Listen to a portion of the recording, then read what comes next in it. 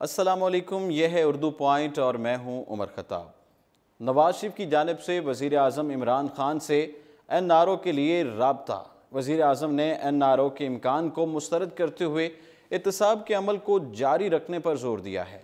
वज़ीराअज़म इमरान खान ने सहाफ़ियों से की जाने वाली मुलाकात में ये इंकशाफ किया है कि नवाज शरीफ की जानिब से NRO या डील के लिए राब्ता किया गया है, ताहम हुकूमत ऐसा कोई भी कदम नहीं उठाएगी।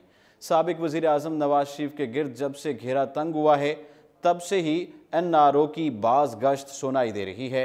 जिस वक्त बेगम कुलसूम नवाज का इंतकाल हुआ तो NRO की खबरें मज़ीद ज़ोर पकड़ गईं। वज़ीर-ए-आज़म के दौरे सऊदी अरब के मौके पर सज़ा मुअत्तली के बाद नवाज शरीफ, मरियम नवाज और कैप्टन रिटायर्ड सफदर की रिहाई ने NRO के तासर को मज़ीद तक़वियत दी।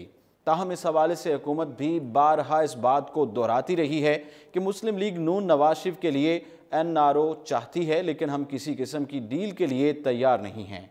इस हवाले से मुस्लिम लीग नून के रहनुमाओं ने हमेशा ही डील की खबरों की तरदीद की है, ताहम एक मरतबा फिर NRO की आवाज़ें सुनाई दे रही हैं। इस हवाले से वज़ीर-ए-आज़म इमरान खान ने सहाफ़ियों के साथ की जाने वाली मुलाकात में चौंका देने वाला इंकशाफ किया।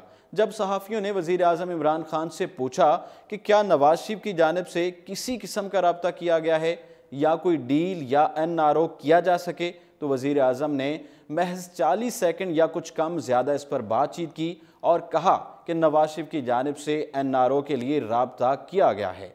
ताहम हम एहतसाब का अमल जारी रखेंगे और इस सिलसिले में कोई भी डील नहीं होगी। यह है उर्दू पॉइंट।